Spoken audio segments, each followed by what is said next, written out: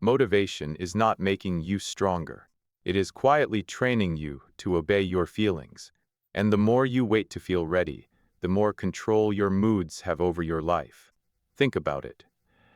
How many promises have you made to yourself that only existed when you felt inspired? You were going to wake up early. You were going to stop scrolling at night. You were going to fix your body, your focus, your money, your routine, your attitude. And for 1 or 2 days, it felt real. Then the feeling disappeared. And when the feeling disappeared, the promise disappeared with it.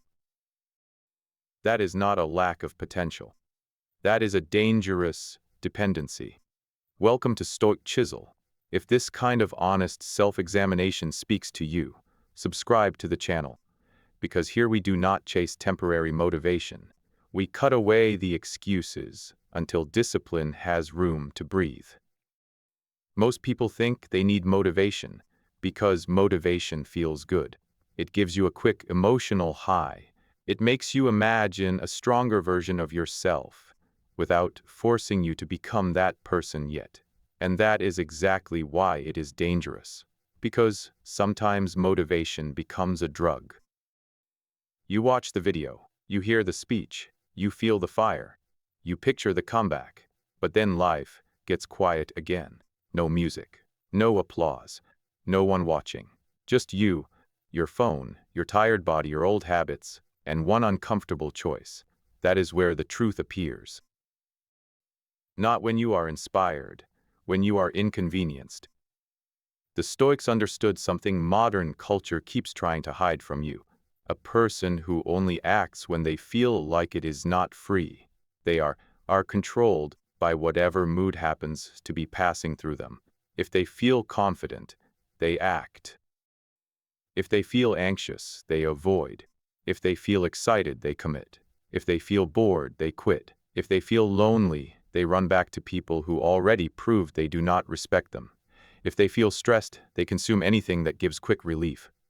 Food, shopping, drama, scrolling, attention, validation. None of it feels like slavery because the chains are invisible. But every time an impulse appears and you immediately obey it, you are teaching your mind a lesson. You are teaching it when you demand, I follow. And the mind remembers.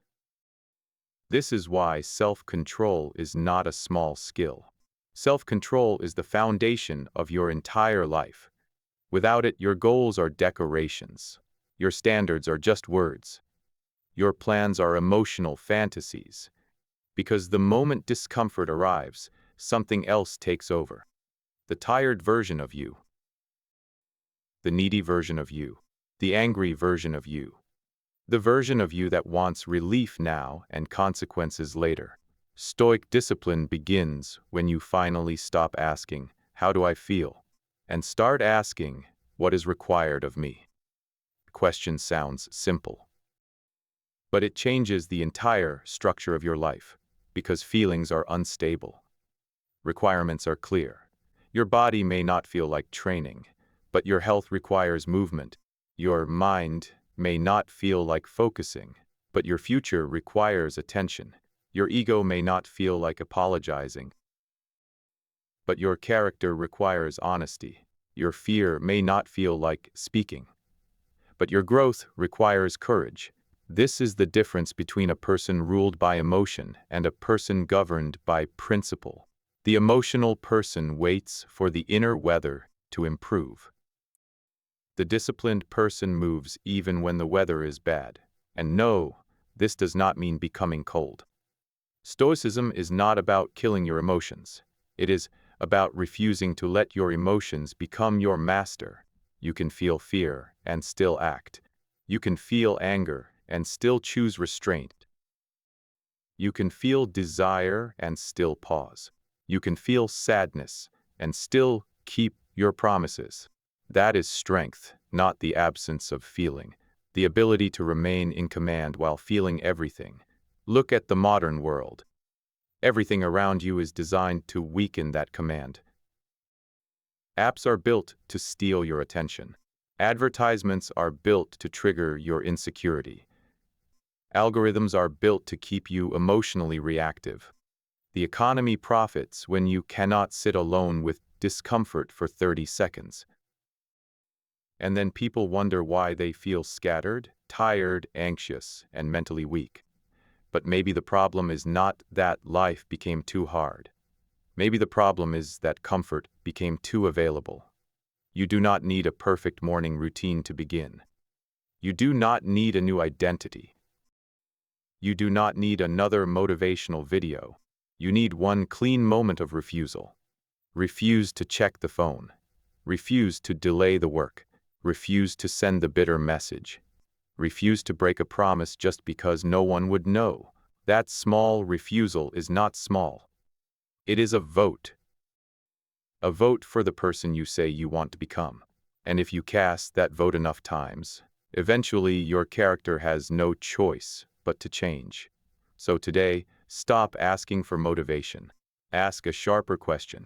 What would I do right now if my mood did not get a vote? Because the moment your mood loses voting power, your values can finally lead. But motivation is only the first trap. The deeper problem is that most people do not realize they have handed the steering wheel of their life to impulses, and that silent slavery is where we go next. And this silent slavery does not look like slavery. It looks like a normal day. You wake up and reach for your phone before your feet touch the floor. You tell yourself you are just checking the time. Then one notification becomes 3 messages. 3 messages become 1 video. 1 video becomes a feed. And before you have even stood up, the first 30 minutes of your day have already been sold to people who do not know your name. That is how impulse works. It does not announce itself as destruction. It enters as convenience, as relief, as curiosity, as just this once. And because the cost feels small in the moment, you do not notice what it is taking from you. Not all at once. Not in one dramatic collapse, but piece by piece. A little attention here, a little energy there. A little self-respect every time you break a promise you made in private. This is why most people are weaker than they think. Not because they cannot survive a major crisis, but because they cannot survive a quiet urge. They can make big speeches about changing their life, but they cannot sit alone for 5 minutes without reaching for stimulation. They can talk about ambition, but they cannot work for 45 minutes without checking whether someone liked a post. They can say they want peace, but the moment boredom appears, they invite chaos back in just to feel something. The modern world understands your impulses better than you do. That is the uncomfortable part.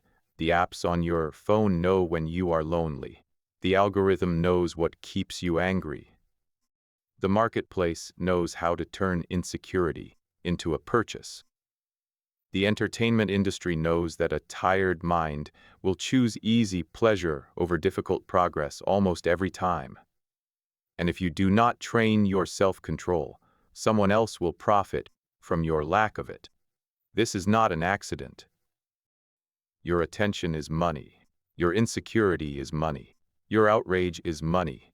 Your hunger for validation is money. So when you say, "I just can't focus," you need to understand what you are really saying. You are saying your inner gate has no guard. Anything can walk in. A notification, a craving, a memory, a fantasy, a fear. A person who already proved they do not deserve that much access to your mind. And once it enters, it decides where your energy goes. That is not freedom. That is emotional trespassing. Stoicism teaches the opposite. Before anything enters your life, it must pass through judgment. Before anger becomes a message, it must pass through judgment. Before desire becomes action, it must pass through judgment. Before fear becomes avoidance, it must pass through judgment. Before boredom becomes self-sabotage, it must pass through judgment. That judgment is the space between impulse and obedience. And for most people, that space is almost gone. They feel something, and they become it. They feel anger, and they speak like anger. They feel lust, and they act like lust. They feel envy, and they scroll like envy. They feel loneliness, and they return to the same person who made them feel worthless. Then later, when the damage is done, they say, "I don't know why I did that." But they do know. They just did not pause long enough to tell the truth. Here is the practice. Before you obey an impulse, give yourself 5 seconds, not 5 minutes, not a perfect meditation ritual. 5 seconds. When your hand reaches for the phone, pause. When the craving rises, pause. When the angry reply is ready, pause. When you want to escape the work, pause. In that pause, ask one question. Does this serve the person I am becoming? That question will not always feel good. Sometimes it will expose how childish the impulse really is. Sometimes it will show you that what you called relief is actually another form of self-betrayal. Sometimes it will make you face the fact that the thing you want now is stealing from the life you claim to want later. But that is the point. Self-control is not built by never wanting the wrong thing. It is built by wanting it, seeing it clearly, and refusing to kneel. Imagine someone sitting at a desk at 11:40 p.m. They have work due in the morning. Their credit card balance is already too high. Their body is exhausted. Their mind is anxious, and instead of facing the task, they open a shopping app. Not because they need anything. Because for 30 seconds, buying something makes them feel in control. That is the modern trap. People are not always chasing pleasure. Sometimes they are trying to escape the discomfort of being honest with themselves. The Stoic not condemn the desire. The Stoic studies it. Why is this urge here? What pain is it trying to cover? What responsibility is it trying to avoid? What future cost is hiding behind this immediate comfort? This is how you take the steering wheel back. Not by hating your impulses, but by refusing to let them drive. Because the goal is not to become emotionless. The goal is to become unbribable. Unbribable by pleasure. Unbribable by fear. Unbribable by loneliness. Unbribable by the cheap comfort that asks for your future in exchange for one soft moment now. And once you begin to pause, something powerful happens. The impulse loses its divine authority. It becomes smaller, less impressive, less commanding. You realize the craving was loud, but not powerful. The urge was uncomfortable, but not fatal. The emotion was intense, but not a law. And that realization is the beginning of freedom. But controlling impulses is not enough. Because even if you stop wasting your energy, you still have to decide where that energy belongs. And that leads to the next question. What part of your life is actually yours to control? What part of your life is actually yours to control? That question sounds simple until you realize how much of your energy is spent outside your own territory. You try to control what people think of you. You try to control whether someone replies. You try to control how your boss sees your effort. You try to control whether the market goes up or down. You try to control how fast your results appear. You try to control whether other people understand your intentions, respect your boundaries, appreciate your work, or finally admit that they were wrong. And while your mind is fighting all these invisible wars, the part of life that actually belongs to you is being neglected. Your focus, your discipline, your reaction, your next decision, your standard, your ability to tell the truth and do the necessary thing in this exact moment. This is where Stoicism becomes uncomfortable, because it removes your favorite excuse. It tells you that the world may be unfair, people may be careless, timing may be brutal. Outcomes may disappoint you. But none of that gives you permission to abandon command of yourself. Most people do not want control. They want control over everything except themselves. They want the other person to change, so they do not have to master their own reaction. They want the situation to become easier, so they do not have to become steadier. They want certainty before they act, approval before they commit, guarantees before they risk effort. But life does not offer that contract, and the more you demand control over what was never yours, the more powerless you become. Think of someone lying awake at 2:17 a.m., staring at the ceiling, worried about the stock market. Their portfolio is down. Their portfolio is down. Their chest feels tight. They keep refreshing charts, reading comments, checking opinions from strangers who sound confident, but know nothing about their life. They call it research, but it is not research anymore. It is panic wearing glasses. And while they are trying to control the market, they are losing control of the only things that were actually theirs: their sleep, their risk management, their emotional discipline, their ability to make a calm decision tomorrow. This is the trade most people make every day. They spend real energy on imaginary control. Then they have no energy left for real control. The Stoic does the opposite. The Stoic asks, "What is mine?" Not "why wish was mine." Not "feels like it should be mine." What is actually mine? My effort is mine. My preparation is mine. My honesty is mine. My attention is mine. My response is mine. My standard is mine. My willingness to begin again is mine. Everything else may influence me, but it does not govern me unless I surrender that authority. This is not passive. People misunderstand this. They think accepting what you cannot control means becoming weak, detached, or indifferent. No, it means you stop bleeding energy into the wrong battlefield. You stop screaming at the weather and start building shelter. You stop obsessing over whether people approve of your work and start making the work harder to ignore. You stop begging life to remove pressure and start becoming the kind of person who can stand inside pressure without collapsing.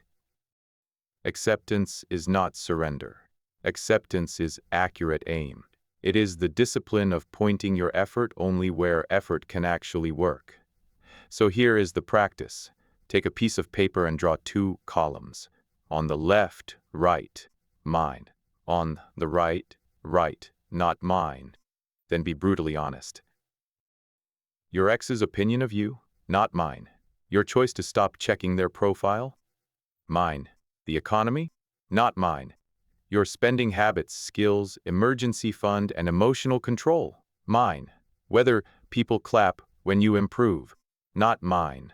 Whether you keep improving without applause, mine. Whether the video performs well, the post goes viral, the client says yes, the opportunity arrives on your schedule, not mine. Whether you prepare, create, learn, adapt, and return tomorrow, mine. This exercise looks simple. But if you do it honestly, it will expose how much of your suffering comes from trying to govern land you do not own. And the moment you see that clearly, something inside you gets quieter. Not because life becomes easy, but because your mind stops fighting battles it was never designed to win. That quietness is power. A reactive person is easy to control. Insult them, and they move. Ignore them, and they spiral. Praise them, and they become addicted. Reject them, and they collapse. But a person who knows their territory becomes harder to manipulate. They still feel the insult. They still feel the rejection. They still feel the uncertainty. But they do not automatically hand over the keys. They ask, "What is mine here?" And that question brings them back to command. This is how mental strength is built, not by controlling life, by controlling the part of you that keeps trying to control life. Because once you stop wasting energy on what is not yours, you finally have strength available for what is. And that is when life asks the next question. Now that your energy has returned to you, are you willing to use it on the hard thing you have been avoiding? Now that your energy has returned to you, are you willing to use it on the hard thing you have been avoiding? Because this is where most people get exposed. They say they want discipline. They say they want mental strength. They say they want confidence, focus, freedom, and self-respect. But the moment the hard thing appears, they start negotiating. Maybe later. Maybe tomorrow. Maybe when I feel better. Maybe when the timing is right. Maybe after one more episode, one more scroll, one more easy night. And every time they choose comfort over the necessary thing, they tell themselves it was a small decision. But small decisions are never small when they repeat. A skipped workout is small. A delayed conversation is small. A task avoided for one more day is small. A promise broken in private is small. Until one day, those small choices have built a person who does not trust himself anymore. That is the hidden cost of comfort. It does not only weaken your body, it weakens your evidence. Every time you avoid the hard thing, you collect proof that avoidance is who you are. And every time you face the hard thing, even badly, even imperfectly, you collect proof that you can be trusted under pressure. This is why Stoicism does not worship comfort. Comfort is useful when it restores you. But comfort becomes dangerous when it trains you to require perfect conditions before you act. Life will not give you perfect conditions. The bill arrives when you are tired. The breakup happens when you already feel fragile. The deadline comes when your mind is overloaded. The emergency does not ask whether your morning routine went well. So the Stoic trains before the storm.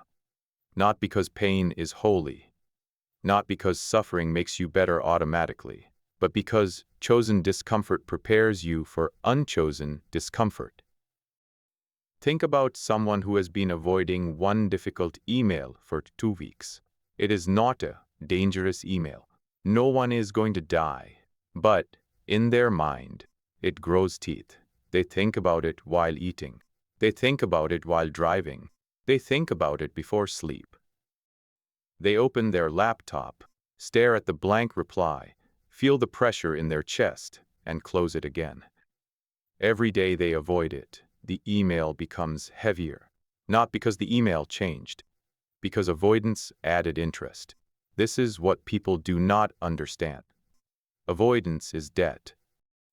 And the longer you carry it, the more expensive it becomes. The hard thing you avoid does not disappear. It moves into your body. It becomes tension. It becomes shame. It becomes background anxiety. It becomes that quiet feeling that you are running from your own life. The Stoic answer is not dramatic. It is brutally simple. Do the hard thing while it is still small. Have the conversation before resentment becomes poison. Start the work before the deadline becomes panic. Face the number in your bank account before denial becomes disaster. Train your attention before distraction becomes your personality. Choose discomfort early so life does not have to teach you through crisis later, and start smaller than your ego wants. Do not promise to transform your entire life in one heroic week. That is another form of fantasy. Choose one discomfort today. Wake up when you said you would. Put the phone in another room for 45 minutes. Say the honest sentence you keep swallowing. Do the first 30 minutes of the task you keep avoiding. Take the walk even if your mood complains. Sit with boredom without feeding it stimulation. One chosen discomfort. One private victory. One piece of evidence.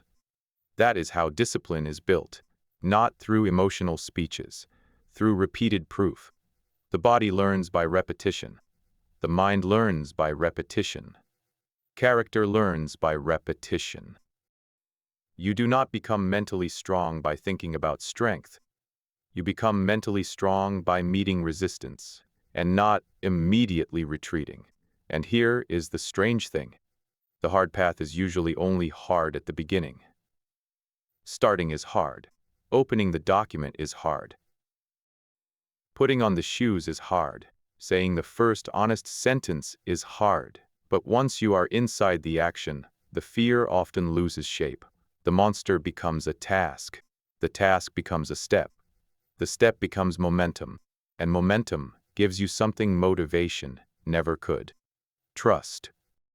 You begin to trust that you can move without feeling ready. You begin to trust that discomfort is not a stop sign. You begin to trust that your mood can complain and you can still continue. That is real confidence. Not loud confidence. Not social media confidence. Quiet confidence. The kind no one can give you because no one else can do the hard thing for you. So stop treating discomfort as proof that something is wrong. Sometimes discomfort is proof that you are finally touching the place where growth begins. But even discipline will break. You will miss the standard. You will fall back into the old habit. You will choose comfort on a day you promised courage. And that is where most people misunderstand mental strength completely. Because the final test is not whether you fall. The final test is whether you return. The final test is not whether you fall. The final test is whether you return. Because you will fall. You will break the promise. You will lose focus. You will scroll when you said you would work. You will react when you said you would pause.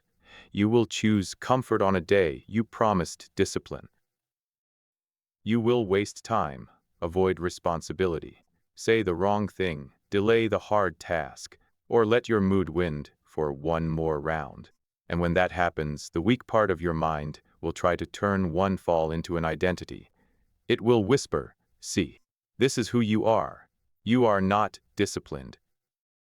You are not serious. You always do this. You never change."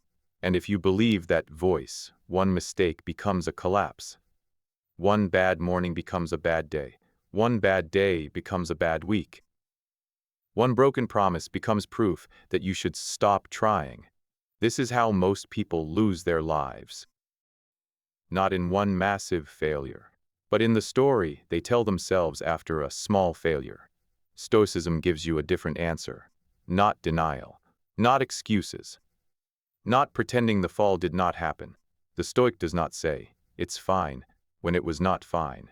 The Stoic says, "I fell." Now what produced the fall? That question is everything. Because guilt without examination is useless, and comfort without correction is weakness pretending to be kindness. If you missed the standard, look directly at it. Were you tired because you stayed up feeding your mind garbage? Were you unfocused because you began the day by giving your attention away? Were you angry because your ego wanted victory more than truth? Were you avoidant because the task exposed a weakness you did not want to face? Do not dramatize it. Study it. The fall contains information. And if you extract the information, the fall becomes training. If you refuse to extract it, the fall becomes a pattern. This is the difference between self-pity and self-respect. Self-pity says, "I failed, so I am broken." Self-respect says, "I failed, so I must learn exactly where the break happened." Then you return. Not tomorrow, not next Monday, not when you feel clean again. Immediately, you return to the next honest action. Drink the water. Open the document. Delete the app. Apologize. Walk outside. Put the phone away. Finish the next 5 minutes of work. Tell the truth. Do the smallest real thing that proves you are no longer negotiating with the fall. That is the secret. The return does not have to be dramatic. It has to be real. Most people think discipline means building a life where you never slip. That is childish. Real discipline is building a life where slipping no longer becomes disappearing. You fall, but you do not move in. You visit weakness, but you do not build a home there. You feel shame, but you do not let shame become your religion. You return before the old identity has time to rebuild itself. And the faster you return, the less power the fall has over you. This is how an unbreakable mind is built. Not by being perfect, but by refusing to abandon yourself. Think of someone trying to rebuild their body. They eat well for 4 days. Then on the 5th night, stress hits. They order too much food, stay up late, and wake up heavy with regret. One person says, "I ruined it," and uses that sentence as permission to keep ruining it. Another person says, "I see what happened. Stress hit. I had no plan. Tonight I prepare differently." Then they return at breakfast. Not after a month of guilt. At breakfast. That is mental strength, not the clean record. The clean return. And this applies to everything. Your focus, your money, your relationships, your emotional control, your spiritual life, your health, your work. The person who wins is not the person who never gets pulled off course. The person who wins is the person who notices faster, corrects faster, and returns with less drama. So bring all 5 lessons together. Stop worshiping motivation. Pause before impulse. Control only your territory. Choose discomfort before crisis chooses it for you. And when you fall, return. Again, and again, and again, and again, until returning becomes your nature. Until discipline is no longer something you perform when life is easy. Until self-control is no longer a speech you give yourself, but a standard your behavior recognizes. Until mental strength is not an idea you admire, but a place inside you that you know how to come back to. Because the truth is simple. You are not forged when everything goes your way. You are forged in the private second when the old habit calls your name, and you choose not to answer. You are forged when no one is watching, when there is no applause, when the easier path is available, when your mood has 1,000 arguments, and you still do the next right thing. That is the Stoic path, not a perfect life, a governed life, a life where your feelings are heard, not obeyed blindly, a life where discomfort is not feared, a life where failure is not final, a life where you belong to yourself again. So here is the question. What controls most people today? Lack of discipline or addiction to comfort? Choose a side in the comments and defend it. And if this message challenged you, subscribe to Stoic Chisel. Because your stronger self is not waiting in some perfect future. It is waiting inside the next choice you make. And maybe this is the part no one wants to hear. You do not become free by making life easier. You become free by becoming harder to control. Harder to control by your moods. Harder to control by your cravings. Harder to control by rejection. Harder to control by comfort. Harder to control by fear, boredom, loneliness, anger, and the cheap distractions waiting in your pocket. That is the real meaning of Stoic discipline. It is not about acting superior. It is not about pretending nothing hurts. It is not about becoming some emotionless machine who never feels desire, fear, sadness, or doubt. It is about building a self so steady that feelings can visit without taking the throne. Because feelings will come. The tiredness will come. The temptation will come. The anger will come. The loneliness will come. The urge to quit will come. And when it comes, the question will not be, "Do I feel strong right now?" The question will be, "Who is in command?" That is the question that reveals your life. Not your goals. Not your plans. Not your private speeches about who you are going to become. Command reveals itself in behavior, in the moment when nobody is watching, in the moment when the shortcut is available, in the moment when the old habit feels familiar. In the moment when your mood says, not today, and your standard says, especially today, that is where your future is built. Not in the fantasy of transformation, in the ordinary choice you are about to make after this video ends. So do not leave here looking for a bigger feeling. Leave with a smaller action. Pause before the impulse. Control what is yours. Face the hard thing while it is still small. Return immediately when you fall. That is enough to begin. And if you repeat it long enough, it becomes more than a practice. It becomes a personality. Then one day, you will look back and realize something changed. The same problems still arrive. The same world still tests you. The same people still misunderstand you. The same discomfort still knocks on your door. But you are not the same person answering anymore. You are slower to react. Harder to tempt. Quicker to return. Less desperate for approval. Less addicted to comfort. Less afraid of discomfort. More loyal to your own standard. That is mental strength, not a loud performance. A quiet possession of yourself. So here is the question I want you to answer in the comments. What is destroying people more today?